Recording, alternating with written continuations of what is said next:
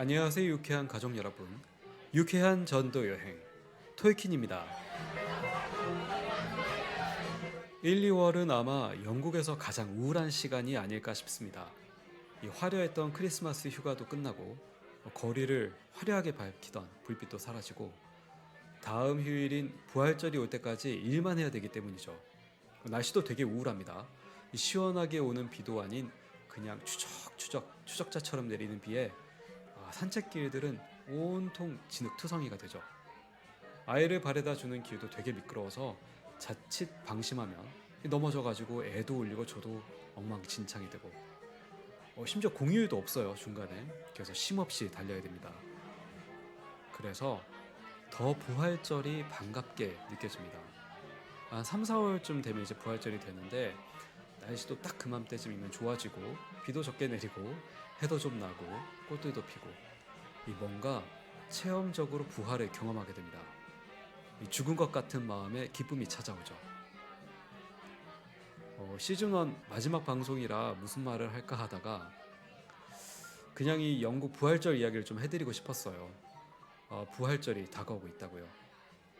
암울한 소식들과 또 체감적으로 춥고 습한 시간을 보내는 분들이 계시다면 부활절이 다가오고 있다고 이야기해드리고 싶었습니다. 첫 곡 함께 하시죠. 이들기의 항해자들.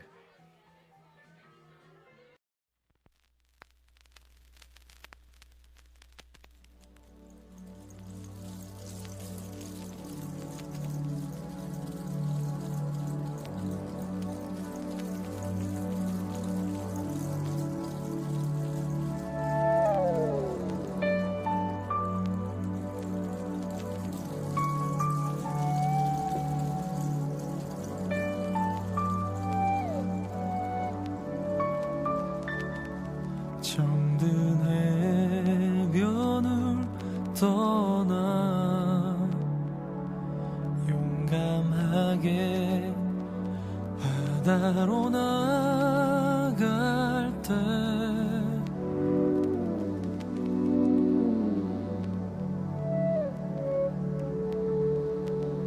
용기 어린 우리 마음이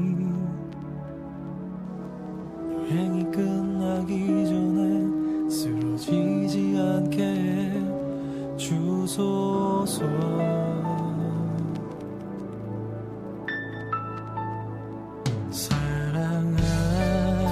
사랑하는 사람은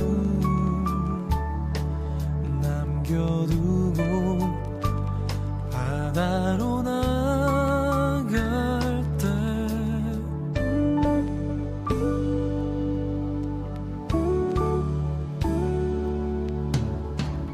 용기 어린 우리 마음이 여행이 끝나기 전에 쓰러지지 않게 주소서. 무슨 일이 생기든 무슨 일이 생기든 우린 주님을 믿습니다. 무슨 일이 생기든 무슨 일이 생기든 우린 주님을 믿습니다. 바다는 넓고 우리의 배는 작기에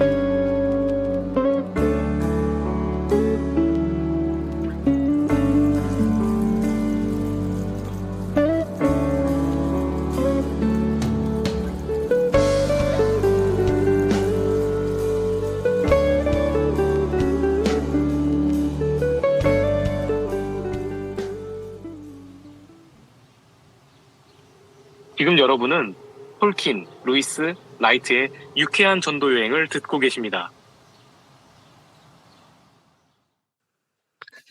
새롭게 와서서 만나고 싶은 사람, 듣고 싶은 이야기에 못 나가는 사람들의 이야기. BY는 게스트로 못 나오는 팟캐스트. 아마 나오고 싶지 않을 수도 있어요. 오늘도 제 옆에는 이 여행의 컴패니언 루이스 라이트, 오랜만에 두 분 함께하고 계십니다. 루이스 라이트 안녕하십니까? 안녕하세요. 안녕하세요. 아 진짜 이렇게 세 명이서 모이는 건 진짜 오랜만입니다. 오랜만입니다. 아유, 정말 얼마 만인지 모르겠네요. 예. 우리가 이제 세 명이서 처음에 이제 게스트를 모셔다 놓고 이야기를 하다 보니까 그 중간중간 이제 한 분 정도는 별로 필요가 없다는 의견을 모아서 이제 좀 녹음 시스템을 바꾸고 난 뒤로는 거의 이렇게 세 명이 완전체로 모일 일이 별로 없었는데 어쨌든 오랜만에 또 세 명이 모여서 녹음을 진행하게 되어서 무척 반갑습니다. 이제 사실 녹음 시작하기 전에 우리가 짧게 좀 근황 이야기를 나누다가 뭐 어쨌든 가장 중요한 근황은 이제 그 우리의 새 신랑인 우리 라이트가 최근에 이제 신혼여행을 이제 다녀온 이야기를 좀 이제 했었어요. 그래서 어디에 다녀오셨다고 한 번 더 말씀해 주신다면. 네, 제가 이번에 신혼여행으로 체코 프라하, 헝가리 부다페스트, 그리고 오스트리아 빈까지 이렇게 해서 2주 동안 네, 한 11박, 12박 이 정도 해가지고 다녀왔습니다. 그렇죠. 이제 저도 이번에 프라하 갔다 왔었는데 좋더라고요, 확실히. 뭐 맛있는 음식도 많고 맛있는 맥주도 많고 조금 더 영국과는 또 다른 이제 느낌의 좀 도시였는데 어떠셨어요? 오랜만에 이제 유럽으로 나와서 또 이렇게 신혼여행으로 또 돌아다니셨는데 좀 어떤 느낌이셨는지. 네, 도시들의 아름다움도 너무 좋았지만 무엇보다 놀란 건 물가에 너무나 놀랐습니다. 예전에 10년 전에 동유럽 이렇게 갔을 때는 정말 저렴하고 이제 이 맛에 여행한다 했는데 이번에 갔더니 너무 물가가 비싼 거예요. 음식을 먹어도 둘이서 먹고 5만 원 하면 싼 편이고 거의 한 7, 8만 원까지 생각해야 되는 수준이라 너무 비쌌고 특히 부다페스트에서 맥도날드에 갔는데 네. 빅맥 세트가 우리나라 돈으로 12,000원. 와. 그 정도로요? 네. 그러니까 우리나라보다도 더 비싼 느낌이었어서 너무 좀 충격적인. 패키지 내용은 똑같고요. 햄버거, 콜라, 감자튀김이 그렇죠, 12,000원. 그렇죠. 네네네. 그래서 현지에서도 이렇게 다른 친구들을 뭘 먹나 하고 보니까 거기가 이제 뭐 고등학교, 대학교 근처였는데 다들 그냥 감자튀김만 먹고 있더라고요, 애들이. 왜 그러나 했더니 너무 비싸서 그랬던 거였고 이제 현지에 계시는 부다페스트에 거주하시고 거기서 여행 가이드 일을 하시면서 또 세게드라는 다른 지역에서 한인교회 목회하시는 목사님을 만나서 한국인 목사님하고 이렇게 얘기를 나누는데 코로나 이후로 물가가 거의 1.5배에서 2배 가까이 뛰어가지고 시내에서는 이제 현지인들도 너무 생활하기 어려운 그래서 다 좀 교외로 빠지고 있는 그런 상황이라고 합니다. 그렇죠. 또 이게 그 코비드 이후에 약간 오버 투어리즘이 좀 되면서 이제 관광객이 또 많이 몰리면서 약간 도심에 원래 이제 주거지였던 곳들이 또 다 에어비앤비라든지 이런 약간 공유 숙박을 위해서 약간 다들 전환을 많이 하다 보니까 실제로 이제 원래 거주를 했던 이제 로컬들은 사실 조금 약간 밀리게 되는 비슷한 이야기 사실 저도 이제 좀 그 유럽에 있는 동료들에게 좀 들어요. 로마나 특히 파리에 있는 친구들한테서는 네, 그런 이야기를 좀 많이 듣게 되는 것 같아요. 라이트님, 좀 궁금한 게 그렇게 신혼여행 가시는 동안 네. 주일이 끼면은 한국에 있는 교회는 어떻게 됐나요? 그렇죠. 그래서 저도 그동안에는 전혀 이렇게 못하다가 이번에는 그래도 교회도 어느 정도 안정되고 해가지고 저희 같은 도시에 있는 그 신대원 동기 목사님이셔서 동기 목사님께 설교를 부탁드리고 예배 어떤 진행이나 이런 건 이제 남아 계신 성도님 중에 또 한 분께 부탁을 드리고 이렇게 해서 그래서 뭐 영상으로 이렇게 봤는데 네. 예배 진행이나 이런 거는 괜찮았는데 설교가 이제 제가 평소에 하는 설교랑 매우 다르다 보니까 그래. 성도분들이 더 은혜 받으시던가요? 네, 성도님들이 이제 목사님 다시는 멀리 가지 마세요. 뭐 이런. 또 우리 교회 좋은 교회로 약간 그렇죠. 마지막에. 네, 우리 목사님, 좋은 목사님. 조 목사님, 우리 교회 좋은 교회. 그렇죠. 근데 그럴 수 있을 것 같아요. 사실 뭐 아무리 신대원 동기라 해도 또 워낙 또 서로 스펙트럼이 좀 다를 수 있기 때문에 그렇죠. 네. 그렇죠. 그리고 한국 교회 참 안타까운 게 부목사님들이 교회마다 뭐 다를 수 있지만은 좀 대형 교회일수록 오히려 설교할 시간, 설교 준비하고 뭐 말씀, 뭐 기도 이거 할 시간보다는 행정. 네, 행정해야 되고 또 차량 운행해야 되고 이런 어떤 다른 일들 때문에 너무 바빠서 오히려 좀 이런 표현이 좀 그렇지만 오히려 학교 때 이후로 별 변화가 없는 음. 그런 것도 그런 현실도 좀 이번에 보게 된 것 같습니다. 뭐 대형 교회뿐만 아니라 사실 뭐 작은 교회를 목회한다 하더라도 사실은 이제 연구 그다음에 또 어떤 전반적인 뭐 신학과 관련된 계속적인 리서치 이런 것들이 얼만큼 지속적으로 이루어질 수 있을까요? 사실은 전 그게 약간 늘 성도로서는 퀘스천 마크인 것 같아요. 그러니까 저는 그런 분들을 많이 보진 못했거든요. 물론 이제 개별적으로 노력하는 분들은 계시지만 설교 준비에 굉장히 많은 준비를 시간을 할애하고 계시지만 사실 어느 정도 이제 공부가 마무리되고 난 뒤에는 공부가 약간 더 이상 이제 안 해도 되는 것처럼 약간 그렇죠. 예. 그래서 그쵸. 그러니까 약간 저도 비슷한 문제의식인데 뭔가 이렇게 설교를 좀 계속 아웃풋을 쏟아내셔야 되는 부담이 되게 크실 것 같아요. 왜냐면은 작은 교회일수록 뭐 새벽기도 하시는 데는 그거 5번에 뭐 기본적인 수요 예배, 뭐 금요에, 주일 오전에, 오후에 하면은 막 설교를 진짜 막 쏟아낸다는 표현이 맞을까요? 되게 부담이실 것 같아요. 네. 깊이가 생길 수 있을까? 그런 생각도 좀 들고. 그렇죠. 저희 신대원 처음 갔을 때도 항상 교수님들이 하신 얘기가 만약에 개척을 하게 되면 절대로 새벽 기도는 하지 마라. 왜냐하면 지금 딱 말씀하신 대로 수요, 금요, 주일 오전, 오후 그리고 만약에 새벽 기도를 일주일 내내 하면은 7번이라 치면은 11번의 설교를 해야 되는데 과연 그 설교가 어떻게 그 퀄리티를 담보할 수 있겠느냐. 그러니까 게다가 작은 교회는 더더군다나 성도님들이 이렇게 오실 때 그런 대형 교회와 차별된 무언가를 조금 기대할 수 있는데 오히려 대형 교회보다도 못하다면 올 이유가 없지 않느냐. 그러니 오히려 주일 한 번에 조금 힘을 쏟아라 이런 얘기를 하셨는데 제가 직접 해보니까 저는 그러고 있으니까 저는 수요일 한 번, 주일 한 번, 수요일은 그나마도 짧게 그냥 간단하게 하고 주일 설교에 이제 몰빵을 하니까 그나마 뭐 이런저런 많이 조사를 할 수 있지만 그렇지 못한 좀 다른 현실을 볼 때는 정말 힘드시겠다. 근데 문제는 목사도 그렇지만 성도님들도 얼마나 힘드실까? 성도님들도 사실 일상에서 자기가 부딪히는 삶의 문제들 그러면서도 신앙을 가지고 내가 나의 X는 무엇인가 하고 살아가는 분들에게는 그저 늘 반복되는 이야기 속에 내가 여기서 뭐 하는 걸까? 굳이 이러고 살아야 되나? 이런 고민이 드실 수도 있겠다. 좀 이런 생각이 듭니다. 한국 사회 자체가 워낙 바쁘잖아요. 바쁘고 분주하고 막 요구되는 것들도 되게 360도로 많고 가정 뭐 직장 또 교회에서 또 섬김은 또 섬김의 영역은 또 얼마나 넓고 깊습니까? 그러니까 또 제 성도들도 감당하기가 쉽지 않을 것 같다는 생각이 드는데 또 한편으로 저는 약간 라이트 보면서 신기했던 거는 교회가 어느 정도 좀 세틀되고 하면 사실 이제 좀 대충 할 법한데 또 공부를 더 하더라고요. 공부를 더 하고 싶어 하고 논문 쓰면서 막 토하면서도 또 논문을 쓰더라고요. 그래서 네. 저 논문도 이제 신기하다는 드디어 토고는 다 써서 이제 가심사 들어갔고요. 가심사 결과도 이제 2월 말이면 나오는데 네. 주변에서 다른 목회자분들이 그런 얘기 안 해요. 무슨 부귀영화를 보겠다고 또 공부를 하냐 뭐 이런 거. 그런 이야기 없었습니까? 그게 또 양면성이 있는 것 같아요. 그게 또 목회자 세계 안에서는 약간 네. 도피처럼 여겨지는 것도 있어요.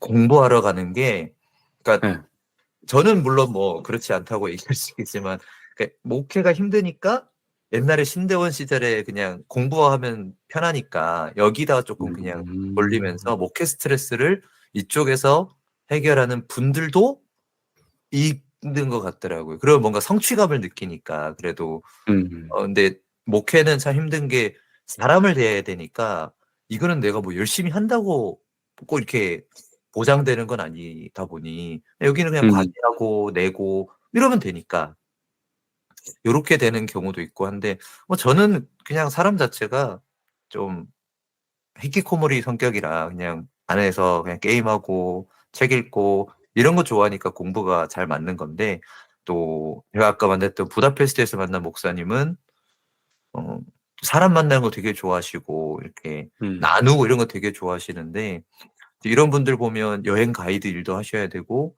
가정도 돌봐야 되고 또 신방도 해야 되고 이러시다 보면 아 정말 몸이 나만하지 않겠다 이런 생각을 하게 됩니다.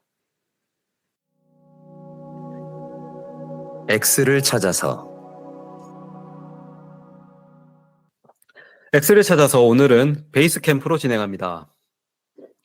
자, 우리가 이제 이 유쾌한 전도여행이라는 이제 프로그램 타이틀을 달고 이제 여행을 떠난 지 어느덧 그래도 7개월은 된 것 같은데, 그쵸? 맞나요? 벌써 그렇게 됐나요? 6개월, 6개월 7개월? 봤는데 많더라고요. 그러니까 나름 차곡차곡 이제 쌓여서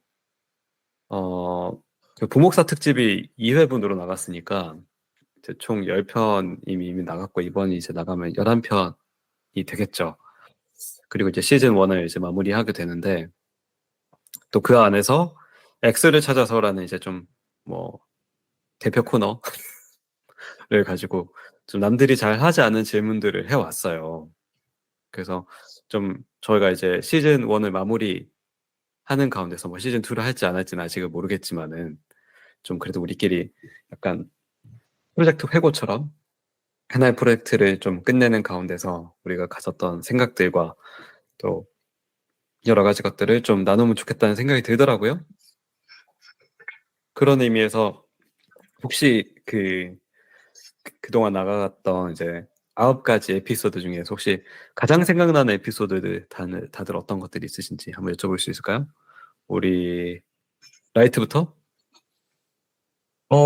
저는 지금 딱 기억에 이렇게 떠오르는 에피소드가 네. 우리 그 책방지기 기쁨지기님. 네. 네, 기쁨지기님 우리 기쁨의 집 서점 하셨던 운영하시는 우리 선생님과 또 따님 두 분이 같이 나오셔서 이렇게 얘기할 때 그 시간이 그러니까 저는 이제 목회자로서 목회자가 아니지만 거의 목회자나 다름없이 그 본인이 생각하는 X를 붙들고 삶 자체를 이렇게 경주하셨던 분과 그리고 그분을 옆에서 지켜본 또 딸의 이야기 요렇게 굉장히 기억에 남고요. 그리고 또 최근에 했었던 또 우리 스위스의 목회자님과의 대화 또 이 두 가지가 이제 기억에 남습니다. 스위스의 목회자님도 현재 지금 어떤 고민들을 안고 있는지 그리고 그 고민들이 한편으로는 뭐 목회 연수 이런 거를 떠나서 어떤 고민을 안고 현재 본인의 삶과 목회에 대해서 이렇게 어떻게 이제 또 다음 스텝을 또 준비해야 되는가 경주하시는 또 모습들을 볼 때에 진짜 X를 찾기 위해 그리고 X를 둘러싸고 있는 것들을 좀 잘라내면서 진짜 자신의 X를 찾기 위해 이렇게 분투하는 모습들이 굉장히 인상적이었습니다. 좋습니다. 루이스는 어떠세요? 루이스는 가장 생각나는 에피소드 있으시다면? 저는 아무래도 우리 처음 뵀었던 그 위례 편의 그 복지사님이셨죠. 원스님. 생각이 많이 나요. 뭐 왜냐면 이건 뭐 내용적 이런 것도 그렇지만 처음 이렇게 합을 맞춰서 뭔가 게스트를 초대해서 그분의 이야기, 삶을 듣는 것 자체가 뭐랄까 이렇게 다른 사람의 삶을 좀 조망해서 이게 되게 배울 게 많겠다. 사실 그러면서 우리가 뭐 LA 그 이후에 뭐 다른 분들을 쭉 말씀하시는 분들을 또 뵐 수 있었는데 그 첫 시작이어서 좀 기억에 남는 것 같고 또 하나를 꼽자면은 저는 최근에 이제 우리 토키님 한국에 들어왔을 때 같이 만나서 진행했던 네, 퇴사자 특집이 있었습니다. 뭐 그래서 그때 또 제 입장에서 예전 또 동기를 만났던 시간이어서 되게 즐거웠어요. 즐거웠고 그 우리 안에 어떤 꼭 기독교라는 카테고리 안에 이를테면 뭐 선교단체 혹은 교회 그 안에 있지 않지만 사회의 모든 각 영역 또 새로운 인더스트리 안에서도 그 크리스천 가치관을 가지고 이렇게 개척해 나가는 수많은 이들이 있다. 그들의 신앙을 가지고 진짜 싸움을 해 나가는 사람들이 있다라는 걸 좀 다시금 느껴서 되게 또 동지애를 느꼈습니다. 음. 저도 사실은 좀 어떤 면에서 비슷한 부분들이 있는 것 같아요. 이야기하면 좀 신기한 거는 그 기쁨지기님과 에피소드가 저도 제일 좀 기억에 남고요. 뭐 특히 이제 뭐 루이스님도 그렇겠습니다만은 만약에 누군가 저의 지금 가장 주된 아이덴티티가 뭐냐고 했으니 결국 아빠잖아요. 그 아빠로 우리가 살아가고 있는데 아빠로 어떻게 살아가야 될지에 대해서 저보다 앞서서 되게 그 삶을 잘 살아내신 분을 봤을 때 드는 약간 경외감이라고 해야 될까요? 그런 부분들이 좀 기본적으로 좀 깔리는 것 같고 또 반면에 이제 또 뭐 아마 저희도 그럴 것 같습니다만은 자녀는 결국 독립된 개체이기 때문에 우리 마음대로 또 되지가 않잖아요. 또 그들의 삶이 있고 그런 의미에서 또 분주한 삶을 살아가고 있는 또 딸인 파마페퍼님의 또 삶도 또 그와 좀 약간 대조적으로 흥미롭게 좀 이렇게 느껴졌던 것 같아요.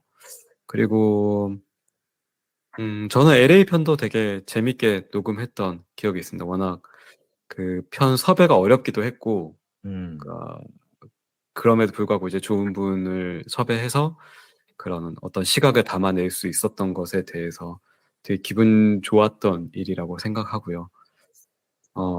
네. 또 그런 덕분에 사실 그분이 갖고 있는 영향력 덕분에 핀치님이 갖고 있는 네트워크로 인하여서 우리 구독자 수가 많이 늘었기 때문에 이 채널을 운영하고 있는 제 입장에서는 가장 성공적인 콘텐츠이자 마케팅이어서 또 기억에 많이 남는 점이 있는 것 같습니다.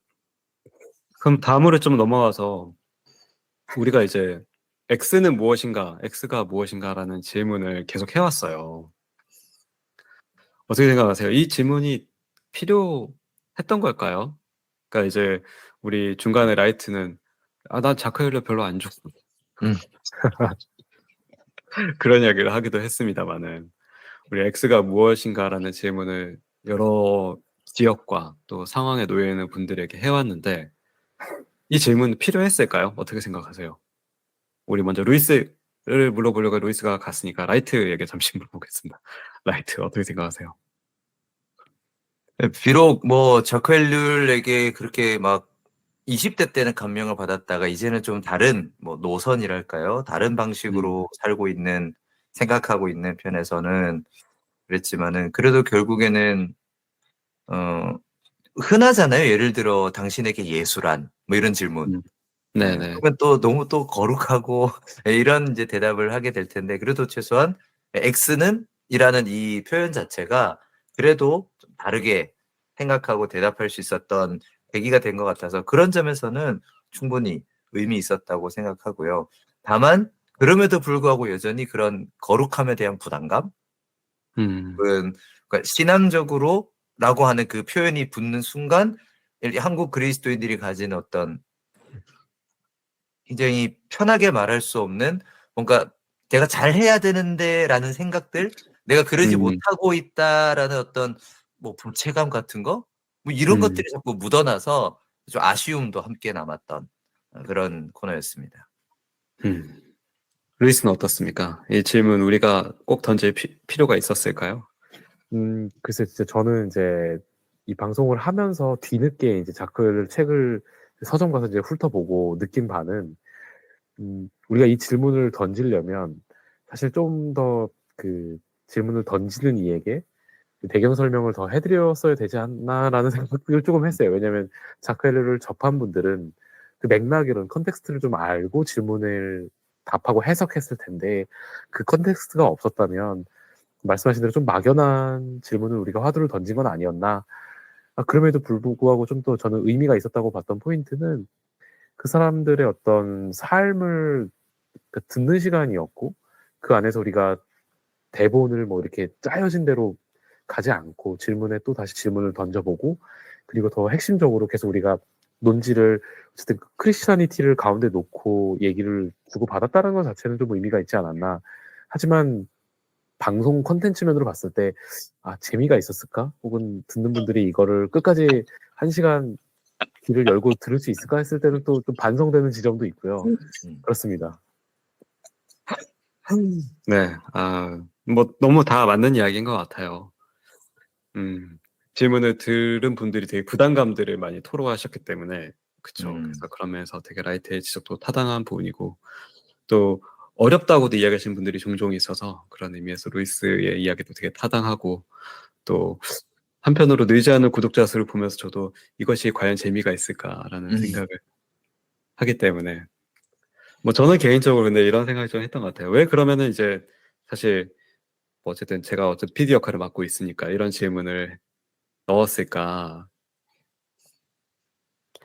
저는 어쨌든 이제 나와 있으니 한국에 들어가도 한국 사람 같지 않고 영국에 살면서도 영국 사람 같지 않은 그런 약간 이제 애매한 신분 세계를 갖고 살아가고 있지 않습니까? 이제 그러다 보니 그 양쪽에서도 양쪽 세계에서 갖고 있는 어떤 우리 삶을 지배해야 하는 혹은 우리 삶에서 가장 중요한 것들이 많이 다르다는 생각을 종종 받아요. 뭐 그 사람이 크리스찬이든 아니든 심지어 크리스찬이라 하더라도 되게 다르다는 느낌을 많이 받거든요. 근데 왜 다를까? 그리고 특히 한국에 엄청나게 많은 대형 교회들이 있고 교회를 다닌다는 사람들은 저렇게 많은데 왜 한국 사회를 봤을 때 뭔가 그리고 한국 교회를 봤을 때 이게 뭔가 좀 다르다는 생각을 들까? 다른 어떤 좀 뭐라고 해야 될까요? 내가 알고 있는 내가 믿고 있는 것들과 그래서 이게 다르다면 뭐가 다른지 아니면은 같다면 뭐가 같은지 이런 질문들을 좀 해보고 싶었어요. 그래서 내가 가지고 있는 어떤 것들이 편견이나 선입견에 해당되지는 않는지. 그래서 그런 면에서 흥미로웠던 것 같아요. 되게. 그러니까 또 일반 평신도 분들 중에서 담담하게 자기 역할을 감당하는 분들도 있고 하지만 또 그것이 이제 어쨌든 대형교회라든지 이제 힘이 몰려있는 곳들에서 나오는 목소리들이 있기 때문에 그런 평범한 분들의 목소리가 잘 반영되지 않는 분위기도 있는 것 같고 그런 의미에서 이제 좀 재미있었던 것 같습니다. 재미있었던 부분이었던 것 같고 그럼 다음으로 넘어가서 뭐 혹시 이런 질문을 던지는 과정 가운데서 내가 좀 이것을 그래도 좀 배웠다 이런 부분들이 있을까요? 그리고 먼저 루이스부터. 배운 점. 음. 글쎄 저는 사실 우리 인터뷰 딱히 배운 점이 없나요? 아니 그냥 지금 제가 정신이 없네요. 옆에 지금 애도 깨어 있고 콧물은 나고. 사실은 그 인터뷰에 참여해 주신 분들도 계시지만 지금 제 옆에 있는 우리 톨키님하고 라이트님을 통해서 많이 배웠어요. 그러니까 두 분이 사고하는 방식, 또 이렇게 사람을 대하고 얘기를 풀어가는 것들을 좀 배우지 않았나 싶고, 사실 자카엘이라는 분도 저도 이제 멀리서만 들었는데 이번 기회를 통해서 이분이 이렇게 비판적인 분이셨구나 좀 더 다시 깨달을 수 있었고, 어떤 좀 제가 지금 섬기는 교회가 조금 보수적인 성향이 있는데 또 이런 얘기를 나누면서 좀 제 나름의 어떤 중심을 잡아갈 수 있는 그런 배움의 시간이었던 것 같습니다. 라이트는 어떠세요? 뭔가 새롭게 배운 게 있으신가요? 또 공부를 열심히 하고 계시지만.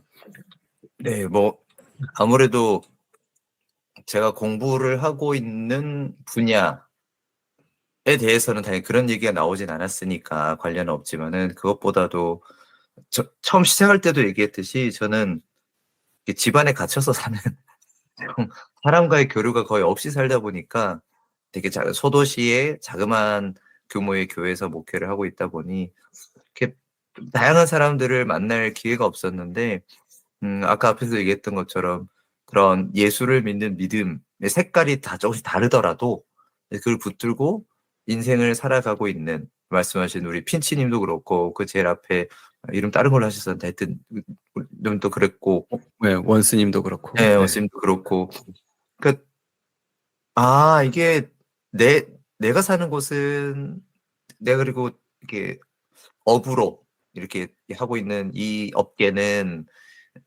복음이라는 게 너무나 선명하게 우리가 뭔가 사용하고 있지만 그렇지 않아 보이는 분들도 그것을 붙들고 이렇게 씨름하고 있구나 하는 것을 배울 수 있었던 정말 귀한 시간이었습니다. 그렇다면 우리는 이 X는 무엇인가라는 질문을 던지는 실험을 계속 해야 하는 걸까요? 어떻게 생각하세요? 아니면은 이 정도 던졌으니 이제 사람들이 이 정도 대충 대답하는구나라는 우리가 어떤 평균값을 얻을 수 있었던 기회일까요? 어떻게 생각하세요? 우리 루이스부터. 글쎄 이건 이제 방송을 왜 하냐에 좀 달린 것 같아요. 처음에 이 방송을 기획하고 같이 얘기를 나눴던 제가 가지고 있었던 화두는 좀 뭔가 교회에서 속 시원하게 솔루션 내지 얘기하지 못하는 부분들을 그러니까 교회에서 편안하게 이렇게 얘기할 수 없는 화두들을 좀 꺼내보자. 그래서 항상 톨킨님이 이와이 얘기도 하고 만나고 싶은 사람 듣고 싶은 이야기, 그러니까 만나고 싶은 사람 듣고 싶은 이야기가 아닌 거잖아요. 그래서 방송 콘텐츠를 어느 설정해서 가느냐에 따른 것 같아요. 이 질문을 우리가 중심을 잡고 계속 던지는 것도 하나의 방법일 테고, 아니면은 이 크리스천니티를 그냥 가운데 놓고 다른 테마, 다른 방향을 가지고 또 다른 방식으로 방송을 또 만들어 갈 수도 있을 것 같다는 생각, 두 가지 생각이 다 혼재하네요. 왜냐면 지금 카치즘 같은 경우는 저는 아까 언급됐지만 일종의 어떤 실험으로 좀 느껴져서 뭐 실험이 뭐 성공의 반대가 꼭 실패 이런 건 아니라고 생각하거든요. 그냥 우리의 하나의 발자취를 남긴 거라고 생각을 하고 있어서 오히려 이제 두 분 생각도 좀 궁금해요. 그 부분에 있어서는 앞으로 어떻게 가져가면 좋을지. 하여튼 어떠십니까? 저는 X를 찾아서라는 질문 자체는 루이스님 말씀처럼 계속 가져가도 좋을 수 있는 게, 왜냐하면 오히려 이게 엄청 익숙하고 늘 묻던 질문이 아니기 때문에 처음 이렇게 하다 보면 이거 뭐야 할 수 있지만, 우리도 좀 더 이렇게 하다 보면 이걸 질문을 이런 식으로 해야 좀 더 대답하기 편하구나 또 알 수 있고, 또 뭐 팟캐스트가 엄청 막 흥해가지고 모든 사람이 듣고 이런 건 아닐지라도 그래도 다음 뭐 인터뷰를 하실 분들은 또 한번 그 앞에 걸 들어보면 또 이런 식으로 됐구나 하고 자기 걸 또 생각해 볼 수도 있고 하다면 계속해서 오히려 바꾸지 않고 그래도 이 지점을 그래도 일단 계속 가져가는 게 더 앞으로 더 좋은 방향으로 갈 수 있을 것 같은데, 한편으로 아까 또 루이스님 말씀하신 대로 평소에 교회에서 잘 못하던 이야기를 한번 해보자라면 모르겠어요. 이거는 좀 엘리트주의적인 좀 생각일 수 있는데, 이게 아무래도 이게 흔히 말하는 평신도들은 그런 그러니까 기독교라는 것 자체에 대한 근본적인 의문이나 이런 것보다는 삶의 영역에서 부딪히는 게 더 큰 어떤 무게가 있다 보니까, 그러니까 신앙적인 거는 그냥 신앙에 대해서는 그냥 교회에서 그냥 늘을 들었고 또는 20대 때 내가 했던 것에 조금 아직 머물러 있고, 그다음에 삶의 문제에서 하고 있는 것들, 그리고 이 내가 배웠던 10대, 20대 때 해왔던 것들을 어떻게 반영할 거냐라는 게 되게 큰 어떤 이슈다 보니까, 그래서 뭐 이제 아까 처음에 또 우리 톨킨님의 질문처럼 그런 정치 참여라든지 아니면 뭐 국제 정세라든지 아니면 또 더 나아가서 그런 뭐 신론, 뭐 하나님의 존재, 하나님의 어떤 하나님이란 존재가 진짜 있나? 아니면 과정신학적으로 그분은 이렇게 고정되어 있나? 아니면 변하고 있나? 뭐 과연 무소부재한가? 전지전능한가? 이런 질문들은 사실 던지기가 굉장히 너무 현학적으로 또 갈 수 있으니까 저희가 피하기도 했지만, 그렇다 보면 자연히 그런 근본적인 어떤 의문들이나 이런 교회에서 하지 않는 얘기, 특히 제일 핫한 거는 뭐 창조과학, 동성애 이런 식의 어떤 주제들은 또 쉽게 또 꺼내지 못하는, 그래서 어쩌면 그런 어떻게 보면 딥한 질문은 조금 하지 못하고, 다만 우리가 조금 외연을 좀 확장하는 이렇게 다양한 기독교인들이 이렇게 다양하게 살아가구나 하는 식으로 좀 시즌 1이 되지 않았나 이렇게 생각이 듭니다. 그래서 X를 찾아라 자체는 저는 좋은 것 같고, 만약에 깊이를 더한다면 좀 그런 코너 또는 이번 시간엔 이런 걸로 준비해 봤습니다라는 것도 한번 이렇게 가면은 이제 지금 했던 인터뷰 작업하고 약간은 딥한 조금 어떻게 보면 학술적인 또 아니면 조금 이런 질문들 주제들 선정해가지고 뭐 예를 들어 옛날에 침펄 했듯이 토론처럼 나는 이렇게 생각한다. 나는 이런 얘기를 들어봤다. 어떻게 생각해? 이렇게 하는 것도 뭐 하나 있을 수 있지 않나. 뭐 이런 생각을 해봅니다. 음. 저는 그쵸. 이제 이런 콘텐츠의 경우 껴있는 것 같아요. 그러니까 옛날에 우리가 이제 부목사 특집 할 때 제일 듣기 싫은 이제 콘텐츠 어떤 거냐고 했을 때 이제 그 유명인들이 나와서 하는 간증 프로그램들 정말 음. 듣기 싫다고 했던 분들이 이제 부목사분들 대부분 그런 이야기 했었죠. 또 라이트도 그런 이야기를 했었고. 한편으로는 그게 소위 말하는 기독교 콘텐츠에 제가 봤을 땐 70% 이상을 차지하는 것 같아요. 인스타그램 짤 같은 거를 봐도 어느 누가 기독교인이라고 하면 그 사람이 했던 발언, 인터뷰를 다 코팅 해가지고 그 이제 짤로 만들어서 막 이제 내보낸다는 거죠. 그다음에 기독교 방송들도 다 그런 게스트를 누가 유명한 사람이 이번에 예를 들어서 월드컵에 누가 골을 넣었는데 기독교인이 약간 섭외하려고 난리를 치는 이제 것이 약간 크리스찬 컨텐츠의 소위 말해 가장 대중적 컨텐츠라는 생각을 저버릴 수가 없는 것 같아요. 그런 상황에서 사실은 X가 뭐예요?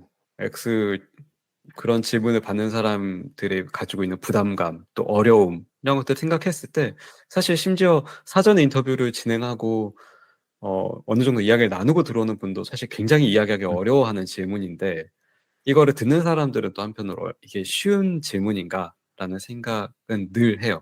쉽지 않다는 말은 귀에 잘 안 꽂힌다는 말이고 그만큼 이제 대중적이긴 어렵다는 생각을 해요. 그러면 저는 이거를 어떤 마음으로 사실은 하고 있냐면은 필요하다고 생각해서였어요. 필요하다.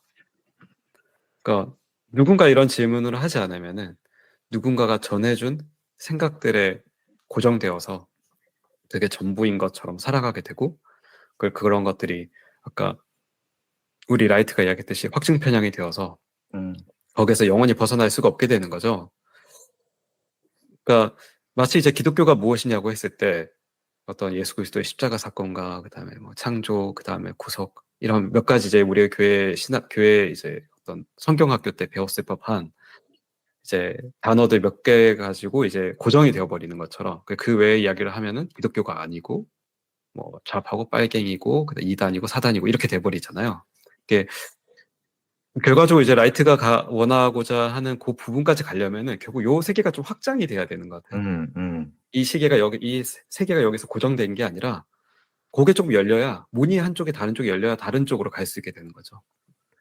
근데 한국에서는 사실은 특히 뭐 사회적으로도 질문을 많이 하는 분위기가 아닙니다만은 뭐 대통령한테도 기자들이 질문을 안 하니까요.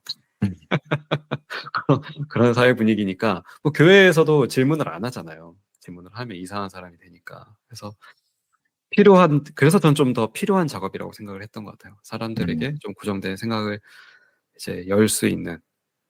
그럼 막상 들어보면은 뭐 그 X라는 것들에 대한 생각이 막 되게 다르진 않거든요. 뭐 느끼셨을지 모르겠습니다만 그것이 뭐 진보적이건 아니건 간에 어느 정도 우리가 갖고 있는 그 어떤 구원과 해방에 대한 그런 생각들이 어느 정도 다 이렇게 좀 연결고리들이 다 있어요. 그러니까 전혀 딴 나라 이야기가 아니라는 거죠. 쉽게 말하면 갑자기 참선을 해가지고 내가 득도를 하겠다 이야기가 아니라는 거잖아요. 어쨌든 그래서 그런 면에서 좀 의미 있는 질문이라고 생각했고 제가 알기로는 이 질문을 하는 콘텐츠가 없으니 그래서 약간의 저는 좀 뭐 잘 되지 않더라도 약간의 사명감을 가지고 했던 것 같아요. 약간의 사명감. 근데 이걸 이제 계속할 수 있을까에 대해서는 또 마찬가지로 어쨌든 콘텐츠를 만드는 사람의 입장에 있어서는 이 대중적이지 않은 콘텐츠를 만들어야 되는 것들에 대한 부담감이 있는 거죠. 그러니까 시장에 안 팔리는 제품을 계속 만들어야 되는 거잖아요. 일종의 이게 어쨌든 내 사명감이라 하더라도. 그래서 거기에 대해서 이것이 그러면 어쨌든 저는 뭐 콘텐츠를 만드는 게 제 본업은 아닙니다만 어쨌든 내가 이거를 뭐 시간을 들여서 하는 거라면 그래도 좀 잘해야 될 것 같은데 이 대중적이지 않은 제품을 시장에 계속 내놓으면서 실패를 맛봐야 되는 그 쓰라림을 제가 개인적으로 어떻게 소화할 것인가 이거는 약간 저 개인의 문제인 것 같아요.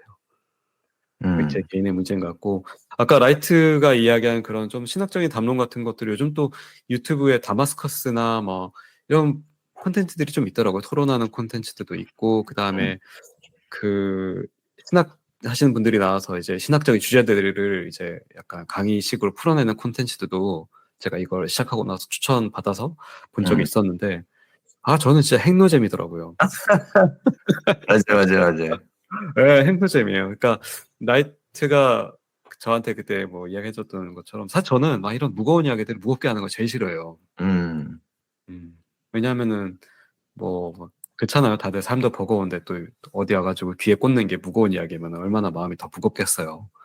그래서 저는 좀 즐거웠으면 좋겠고 재밌었으면 좋겠고 좀 유쾌했으면 좋겠다는 생각을 해서 만약에 우리가 그런 지점까지 담을 수 있다면 좀 훨씬 더 라이트하게 담아야 되지 않을까? 우리 라이트와 함께 라이트하게. 저는 어, 톨킨님 말씀에도 되게 많이 동의를 하는 게 그런 저도 막 어렵게 진짜 막 학문적으로 하는 건 저도 뭐 이렇게 진짜 재미없다 이러면서 안 보게 되니까 차라리 이런 사람들도 있구나 할 수 있는 진짜 우리 오프닝 멘트처럼 이렇게 늘 늘상 봐왔던 그런 사람 말고 진짜 우리 주변에 어쩌면 장삼 이사들이 어떻게 사는가를 들으는 이런 것도 분명히 필요한 것 같고 그리고 그것이 또 우리의 외연을 조금씩 확장해가는 계기도 되는 것 같고 한편으로는 팔리지 않는 물건 당연히 처음 시장에 나온 제품은 이게 뭐야? 하면서 이게 대중적으로 팔리지 않는 것이고 그게 뭐 처음이라고 처음에 나온 물건들이 그 누구라 해서 처음부터 막 대박이 나기는 어려우니까 오히려 이런 게 있어 왔구나. 그 침착맨 같은 경우도 거의 7, 8년 가까이는 거의 보는 사람 없이 이렇게 해왔는데 그 작업 자체가 우리에게 과연 재미가 있는가? 그렇다면 그래도 왜냐면 이것 때문에 엄청나게 많은 우리가 자본을 투자하시지는 않잖아요. 우리가 그래도 시간은 투자하지만 분명히 시간 투자하는 것도 분명히 힘들지만 그래도 네. 엄청난 자본을 들여서 우리가 막 마이너스를 보는 건 아니니까 그래도 이런 대화 자체가 우리에게도 우리라는 사람이 조금 더 확장되는 경험이 되었다면 다른 사람들에게도 이런 것도 있구나 할 수 있다면 저는 충분히 의미 있는 작업이었고 앞으로도 저는 좋겠다. 좀 좋을 수 있다라고 생각이 듭니다. 그 이미 뭐 우리가 이게 뭐 팟캐스트 종교 카테고리의 순위권을 목표로 하는 게 아닌 이상은 사실 그 대중성은 왜 하면 안 되나요? 하면 안 돼요. 뭐 하면 안 된다기보다는 그러니까 네. 이건 뭐 좀 그러니까 그런 거죠. 약간 우리 스스로를 좀 솔직하게 돌아봤을 때 아직 지금 딱 언급하신 것처럼 저도 계속 말씀드리지만 스텝 바이 스텝인 거고 그러니까 목표가 사실 거기가 아니지 않냐를 말씀드리고 싶은 거예요. 그렇게 해서 우리랑 같이 공감할 수 있고 얘기할 수 있는 사람들이 천천히 늘어나는 거지. 우리가 여기 막 광고를 싣고 이를테면 막 이거를 막 마케팅을 때려가지고 순위를 올리고 이러려는 건 아니잖아요. 일단 저 생각은 그렇거든요. 그래서 네. 지금 톨킨님이 수고하고 애쓰는 것들이 저도 뭐 결코 헛되다고 생각 안 하고 있고 그렇게 해가면 저는 네. 왜냐면 이미 지금 최근에 섭외되시는 분들은 이미 에피소드 1, 2, 3 이런 내용들을 볼 레퍼런스가 생긴 거잖아요. 그러니까 나름의 발자취를 만들고 있는 거라고 생각해서 뭐 의미 없는 삽질은 없으니까. 네. 그렇죠. 뭐 사실 그런 생각도 했었어요. 구독자 수가 잘 늘지 않을 때, 뭐 저는 어쨌든 이런 약간 디지털 마케팅, 뭐 마케팅 데이터 이런 쪽을 일을 하는 사람이니까 대충 이제 뭘 하면은 이게 나올 줄 알거든요. 그러니까 돈을 안 들여도 오르가닉으로 어떻게 이제 올릴 수 있는지를 알아요. 그래서 할까 생각을 한 1분 정도 한 적이 있었어요. 1분? 네, 1분 하다가 그만뒀더니 내가 이걸 가지고 무슨 부기업을 이렇게 하고. 그러니까 예를 들어서 뭐 우리가 간증 프로그램이야 그럼 밀어도 되죠. 예? 사람들한테 억지로 밀어도 돼. 왜냐면 이미 그 사람들한테 어느 정도 익숙한 컨텐츠고 밀어도 욕을 안 먹어요. 근데 제가 생각하기에는 저희는 어차피 약간 그런 프로그램들이 하는 내용과 좀 다른 것 같아요. 우리는 그런 내용이 아니니까 이 이야기가 사실 불편할 사람들도 꽤 있다고 저는 생각하거든요. 가장 가볍게는 그 최근에 우리 녹음했던 퇴사자 특집만 하더라도 루이스님 다 들으셨는지 모르겠지만 저도 이거를 그대로 편집 없이 낼까 하다가 이거 살짝 또 명예훼손 소지가 있다. 삐처리하고 내지 않았습니까? 그러니까 이게 사실은 우리가 이제 선을 약간 이제 어느 정도는 건드려 가면서 이제 그래야지 외연이 확장되는 거니까 계속 선을 건드릴 수밖에 없잖아요. 그러니까 누군가는 들었을 때 불편할 수밖에 없다는 생각을 해요. 근데 그걸 억지로 밀어봤자 뭐 하겠습니까? 그 사람들은 이제 굳이 듣고 싶지 않은 거를 억지로 이제 듣게 되면 이제 더 화만 나는 거죠. 그래서 내가 이걸 가지고 무슨 부귀영화를 누리겠다고 그래서 그 생각을 1분만 하고 접은 적이 있죠. 그래서 그러면은 우리 대충 이제 이번 프로젝트에 대한 회고는 우리가 어느 정도 한 것 같아요. 그렇다면 이제 여기서 한번 중간 점검처럼 이제 해볼까요? 뭐 중간 점검이 될지 최종 점검이 될지는 모르겠지만 우리가 사실 처음 이제 처음 베이스 캠프 때는 아니고 그 전에 우리가 한두 번 정도 사전 녹음을 했었어요. 그죠? 그때도 이제 우리가 각자 막 약간 복음이나 아니면은 X에 대한 이야기를 조금씩 했었는데 아직까지도 기억에 남는 라이트의 코멘트 한마디가 이렇게 평신도들이 정리가 안 돼. 이렇게.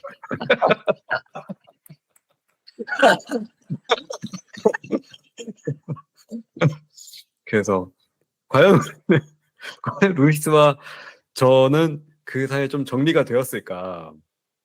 아니, 뭔가 좀 변화가 있었을까? 그 점을 한번 이 지점쯤에서 한번 짚어보는 것도 좀 재밌을 것 같아요. 어떻게 루이스 준비되어 있습니까? 본인의 X에 대해서 좀 정리된 언어로 이야기하실 수 있으시겠어요? 글쎄 어렵네요. 질문이 어려워요. 그러니까 이게 아까 잠깐 라이트님 언급하셨지만 이 기독교적 언어는 뭔가 이렇게 정답 중심의 어떤 그게 압박이 있어요. 정답을 뭔가 딱 떨어져야 될 것 같고, 그렇죠. 지금 같은 질문 같은 경우도 그래서 어떤 X가 좀 더 고도화됐냐 이건데 글쎄 사실 잘 모르겠거든요. 이걸 내가 해가지고 내가 뭔가 나의 X를 더 깊이 있게 막 그런 나 근데 그 루이스님의 정직함이 너무 좋아요. 성찰은 있었죠. 성찰. 그러니까 많은 분들 왜냐면 단순히 우리가 만나뵌 분들이 물론 목회자분들도 있지만 아닌 분들도 계셨고 또 이렇게 그 질문들을 통해서 제 스스로를 좀 비춰보고 돌아보고 하는 것들이 있었는데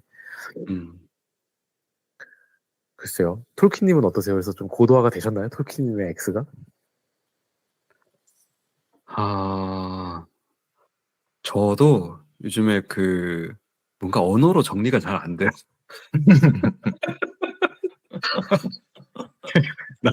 어릴 때는 뭔가 말을 더 잘했던 것 같은데 이제 점점 가면 갈수록 한국어도 안 되고 영어도 안 되니까 언어로 뭔가를 정리하는 거에 대해서 굉장히 어려움을 많이 느끼는 것 같습니다.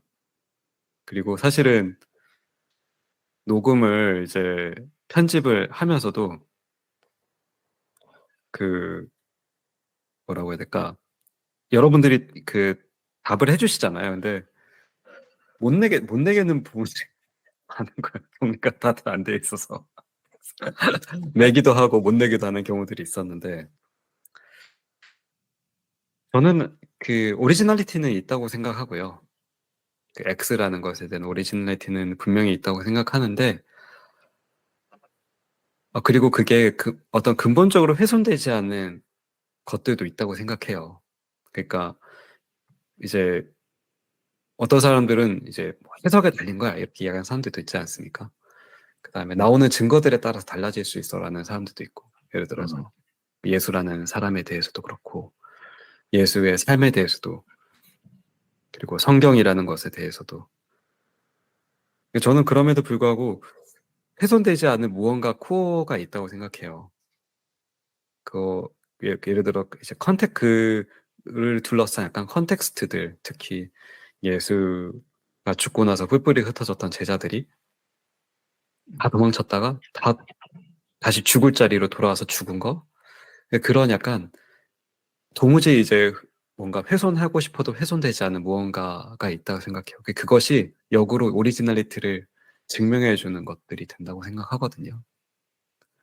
그럼 그거를 정확하게 이제 어떤 언어로 표현할 것인가 하는 거는 이제 저는 조금 더 라이트와 같은 이제 공부 열심히 하시는 맡기고 싶은 생각은 있고, 근데 그런 건 있는 것 같아요. 약간 그 훼손되지 않는 근본적인 그 무언가에 해당되지 않는 내용들이 있다는 생각은 있어요. 음. 그러니까 그것이 아닌 것들에 대해서는 더 구체적으로 약간 되는 것 같아요. 그러니까 일종의 이제 연역적인 게 아니라 귀납적인 추론이 되는 거죠. 음. 그러니까 이건 아니야, 이것도 아니고. 그러면 이제 우리가 그런 것들을 다 제거하고 나면은 이제 조금 더 오리지널리티에 대해서 우리가 생각을 조금 더 가지치기를 하고 나면 이제 뿌리가 남듯이 나무 이렇게 둥지가 남듯이 그렇게 할 수 있지 않을까 하는데, 저는 그 중에 하나가 뭐 요즘 한국 교회든 뭐 세계 교회든 가장 큰 이슈가 되는 동성애적 문제가 그렇다고 생각해요. 음. 네. 그것이 절대 오리지널리티에 해당되지 않는 내용이다라는 거에 대해서는 저는 좀 분명한 생각을 갖게 되고, 오늘날 한국 교회든 세계 교회든 쇠락하고 망하고 있는 이유가 그것 때문이 아니다. 다른 것 때문이다라는 생각을 하죠. 그 이유는 이제 어제도 저랑 같이 교제하는 어떤 분이 이제 뭐 미국 교회에서도 최근에 또 어떤 굉장히 이제 복음주의계에서 유명한 분이 이제 LGBTQ 메리지와 관련한 어드바이스를 한 문제 때문에 또 엄청난 스캔들이 일었다고 하시더라고요. 근데 둘이 이제 그분은 이제 참고로 저보다 보수적인 이제 생각을 가지고 있으심에도 불구하고 둘이 의견을 모은 것은 이것이 제일 중요한 문제가 아니다. 근데 사람들이 자꾸 이거를 제일 중요하게 이야기한다. 거기에 대해서는 좀 더 생각이 분명해지는 편인 것 같습니다. 한편으로는 그래서 이것이 굳이 언어로 정리 잘 안 돼도 되게 빛과 소금이 돼서 열심히 살아가시는 우리 두 번째 에피소드 주인공이었던 이제 원스님과 같은 그런 분들이 결국 어떻게 보면 오리지널리티에 대해서 좀 삶으로 이야기해주고 있는 분은 아닌가? 네, 제가 못하고 있는. 네, 그래서 한편으로 우리가 언어로 다 이해하지 못하는 것들도 그분들의 삶을 통해서 듣는 분들에게 좀 전달이 됐기를 바라는 마음도 있습니다. 라이트는 어떠세요? 이런 평신도들의 이제 이야기 들어보니 이제 또 어떤 본인의 X, 공부하는 분으로서의 또 X에 대해서 어떤 생각이 드시는지. 네. 지금 두 분의 얘기를 들으면서도 저는 이제 장로교회 목사니까 저희 장로교회 목사들이 늘 이렇게 처음부터 배우는 이제 하이델베르크 교리문답이 있어요. 이제 1500년대 후반에 만들어진 그 하이델베르크 교리문답서에 믿음이란 무엇입니까? 라는 질문에 답이 참된 믿음이란 조금 줄이면은 확실한 지식과 굳은 신뢰입니다. 이렇게 이제 대답이 구성되어 있어요. 그러니까 믿음이라고 하는 것에 두 가지 요소가 있는 거죠. 이제 지식과 신뢰. 근데 X를 만약에 참된 무언가라고 만 부를 수 있다면 그런 아까 약간 부정신학적인 거잖아요. 아닌 것에 대해서 내가 얘기할 수 있겠다. 근데 아닌 것이 아닌 이것이다는 좀 언어적으로 정의하기 어렵다라고 하는 좀 부정신학적인 이런 개념에서 이렇게 볼 때 그래도 한국 교회에 계시는 분들이 많은 분들이 그런 지식 부분, 확실한 지식 부분은 알고 있다라고 생각은 하지만 이게 정리가 안 돼 있는데, 근데 저는 이 부분은 사실 분명히 정리가 가능한데 이 부분이 조금 덜 돼 있지만 그것보다 이 알고 있는 것이 신뢰의 영역에서 그게 정말 내 삶에서 어떻게 구체적으로 아는 것이 사는 것으로 연결되느냐 이런 지점에서 또 우리 목회자들이 너무 이걸 연결을 못 시켜주니까 저는 우리 팟캐스트에서 만났던 분들이 그 정리가 안 돼도 이 확실한 지식 부분이 우리가 뭐 엄청 어려운 얘기, 무거운 얘기 좀 피하자 했으니까 그게 그 부분이 좀 적다 하더라도 그 적은 부분이나마 이게 나의 신뢰 그것이 내가 옳다고 여기는 바를 놓고 내 삶을 던지고 꾸준히 걸어가는 분들의 이야기를 들음으로써 아하 이게 또 그 하이델베르크식으로 하면 참된 믿음 우리가 말하는 X에 좀 더 가까이 다가가고 있지 않는가 이런 생각이 듭니다. 그런 점에서 아까 말한 확실한 지식이라는 지점에서는 우리 아까 루이스님도 얘기해 주셨지만은 사실은 그 배웠다고 생각하지만 이게 이제 정리가 잘 안 되거든요. 뭔가 이렇게 어느 정도 딱딱딱딱 정리가 되어야 할 것처럼은 생각하지만 막상 안 돼.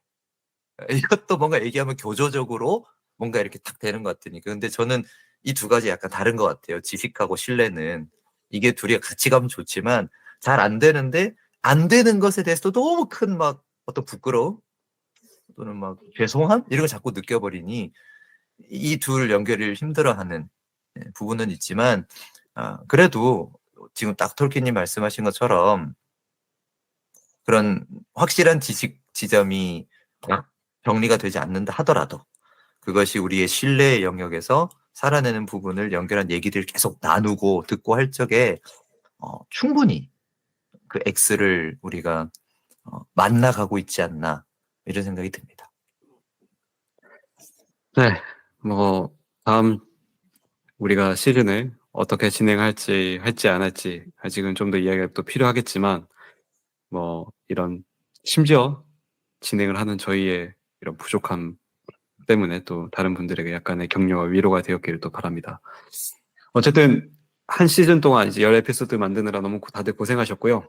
우리 두 분도 청취자분들께 우리 마지막으로 인사 한마디 해주시고 우리 오늘 엑스를 찾아서를 닫도록 하겠습니다.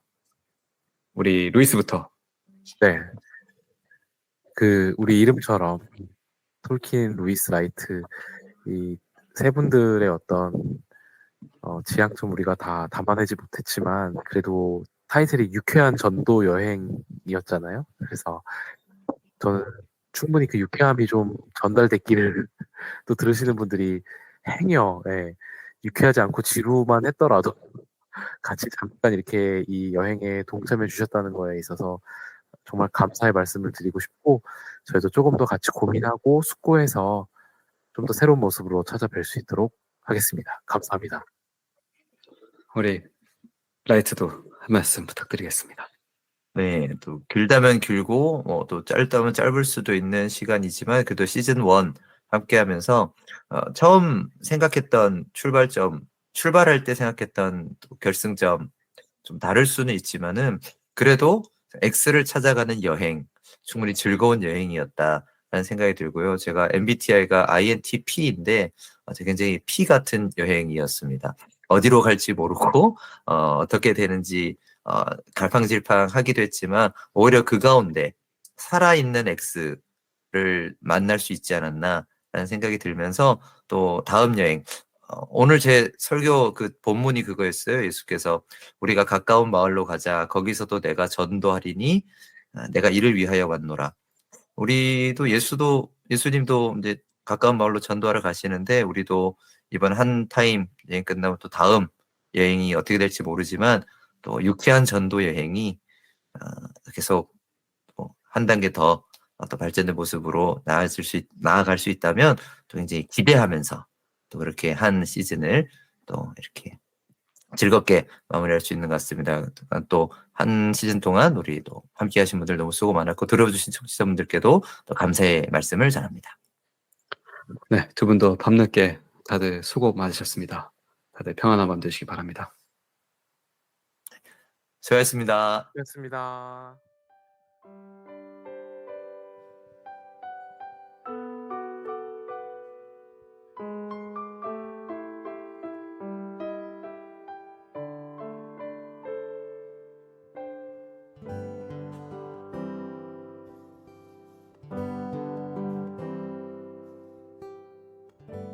주의 발자 1차 전도 여행을 마친 바울을 상상해 봅니다. 안디옥에서 출발해서 뭐 전도도 하고 바쁘게 지냈지만 어째 모진 일들을 더 많이 경험한 것 같습니다.